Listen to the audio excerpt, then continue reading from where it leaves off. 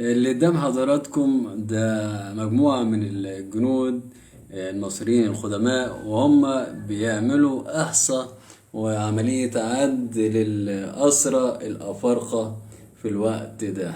الجدير بالذكر والمضحك في الموضوع إن أحفاد الأفارقة اللي قدام حضراتكم أسرى دول بيدعوا إن الحضارة المصرية القديمة كانت من صنع أجدادهم الأسرى اللي قدام حضراتكم دول. لكن طبعا معروف عنهم إن هم بيثيروا الشغب والفتنة، وكان ده معروف عن أجدادهم من حين لآخر، ولذلك كان المصري القديم بيقوم بحملات تأديبية ليهم من وقت للآخر.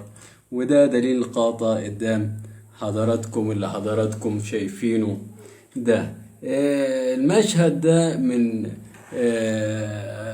أخبار الملك حور محاب الأسرة 18، علشان تبقى خير دليل على إن وضع المصريين ووضع أجدادهم ووضع كل واحد منهم بيكون وعجبي.